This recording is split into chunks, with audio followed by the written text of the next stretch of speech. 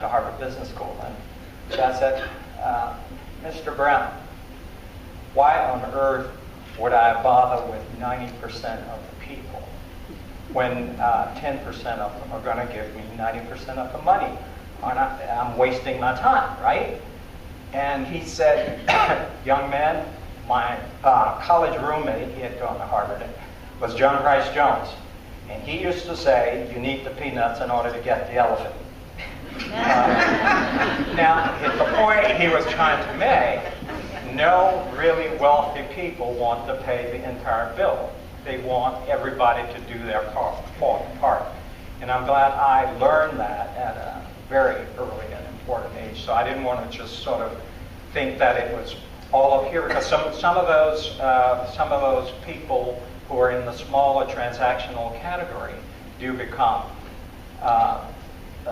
the people in the relationship side. And I couldn't agree with you more. That's why it's important to have the same stance regardless of the gift. I think for too long we've talked about big gifts and major gifts and ultimate gifts and mega gifts and all these adjectives related to it. I try very carefully to call them gifts of significance, because who defines it? The giver defines the significance of the gift. And how many of us have experienced the testing gift that actually entrepreneurs make often to their children or to philanthropies, to see what kind of great good we'll do with the money. So I think you're exactly right, that we should be celebrating that giving, not the adjective, the size, but the giving and turning it into the verb. And I love that phrase, the contagious messenger. I'm a little surprised that's what you use at Mayo, but I like the phrase. We have a vaccine for that. Yeah. We're not distributing it. If the folks in the back will help with microphones, I'm sure you'd like to jump into this conversation. So just raise your hand. I'll kind of point and they'll come and get you. Andrew, you're right there. Gentleman right there. Thank you all. Thank you especially for your talk. My wife is a fundraiser, and what I wanted to just share with you is a couple of experiences, more than a couple that she's had. The language she uses is the right gift to sort of sync with your notion of the gift of significance. And on many occasions in her conversations with me, I've just been amazed and pleasantly surprised by the way a donor might come to her and say, gee, I think I'd like to give to this. And she'll say, let's think about it. I don't think it's the right one for you. We have to have some more conversation. And that kind of donor-centered interaction and engagement has made for her relationships with key donors to blossom along the lines of this cooperative venture to bring about good in the world, more than just the easy way out. And some of these, originally proposed gifts were very lucrative gifts, and some of the, what they got to in the intermediary stage might have been not as lucrative as initial gifts. So I just wanted to share that by way of reinforcing some of the things you've been saying. I thank you for that. And how I respond is that there are at least 3 people in the audience that probably have seen old movies that quote out of Macy's and Gimbels. Have you ever even heard of Gimbels? Well, if you're old enough, I'll see if I get it right. If they didn't have a product, and I'm not trying to diminish what you're saying by comparing it to Macy's and Gimbels, but if you didn't have the product that the person wanted in Macy's, you sent them down the street to Gimbels to get the product. And what is the effect of that?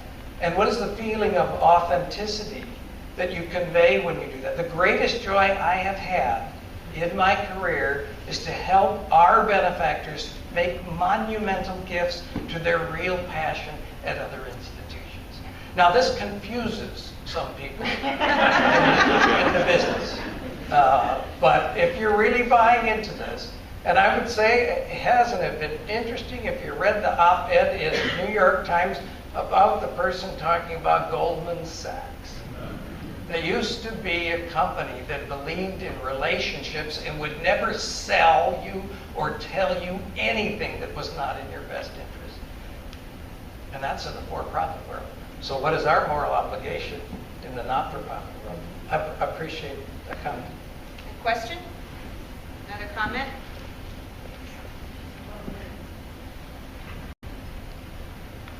I'd like to to circle back to that 90% because, you almost alluded to it, but I'd like to bring it out a little bit more.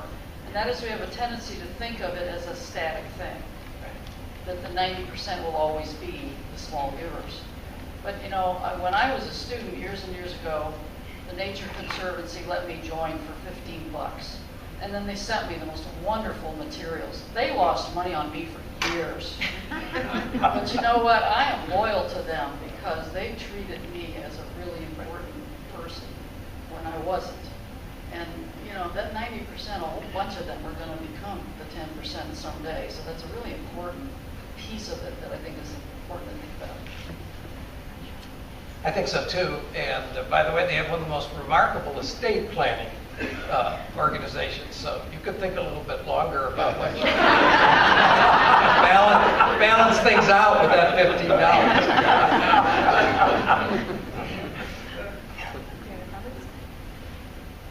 Other questions from you? Other comments? I think that one of the things that we see, and I'd like our panelists to respond, is especially right now, a tremendous emphasis on cash. Okay, back to Jim, I've got to raise money on Monday. A tremendous emphasis on cash. And less of the emphasis on building that long-term relationship. So give us some feel about how you handle that tension, especially in and coming out of the recession. I think it's actually it's a tough question. We have the opposite problem, in a sense, that most of our gifts are cash. But we can never forget that these are from grateful patients who've had 10, 20, 30, 40 years. We had the most remarkable gift, and I usually don't mention size, but you can just look. We have a $100 million gift, and I mean a gift. I mean 100 million gift. 70 years a patient. 70 years a patient. And the next gift, 80 years a patient. So we do a lot of work to get to look for cash gifts, outright gifts, annual gifts, step gifts, to get people involved in the joy of philanthropy. And so we've actually looked at our back in our plain giving, because we started our program with mainly estate giving. So the idea of engaging people to make a gift is really important.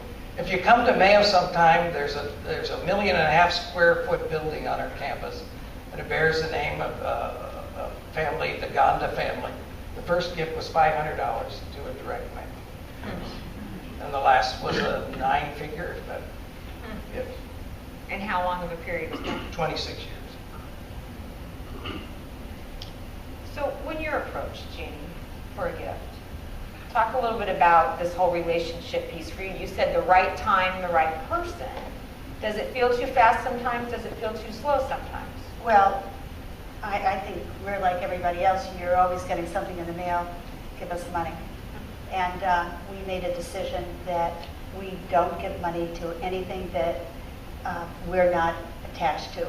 Our children aren't on a committee with, or somebody that Nikki's employees don't work on. So that's how we have decided that that's where we put our money. So that helps us in some way. That's where we put our money. So kind of that the passion it grafting eliminated piece. a lot of organizations. Not too many, probably, though. No, let's just as involved as you all are, probably not too many. But kind of that passion grafting piece, connecting to the organization. Yeah. Jerry, any comments on that? Well, because of the nature of what I do in higher education, we have to do both. The finance guys they make us play the metrics. They say, this is what I need this year from you guys, unrestricted, current use. And so we play both, but we know we are doing exactly what Carol was saying, that one day the $15 is going to turn into something other than that. Because the people who are whatever your number is, big is. If it's $1,000 to the congregation or to the social service organization or whatever, it will grow in time. And I'll tell you one quick story. When I was on the board of this orchestra out west, there was this, and I can tell it because I wasn't involved in the solicitation, but this nice lady, never been married, annually made for her what appeared like a substantial gift, but her good friend, who was chair of the development committee, thought that she could do more and thought we had an endowment campaign going for the orchestra. And she would go, no, don't like endowment, don't like spend the money on the people. And so she got up to $25,000 a year, and she would sponsor one concert, and you get to conduct the orchestra if you are at that level. She never showed to conduct, but it was her concert, and she was always told about it. So she dies, and the lawyer calls the orchestra. $600,000. Guess for what? Endowment. She had gotten the message. It was just what she was saying, not now.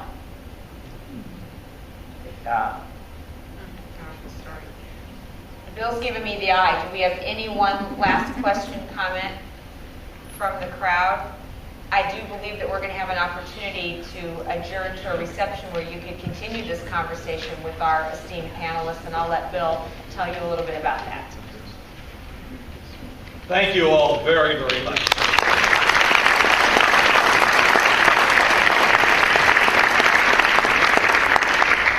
You are invited to a reception that follows in the foyer, and at that time you can ask our lecturer and any of our panel members, engage them in conversation with your questions. I invite you back next year for the 10th Annual Lake Lecture. The date is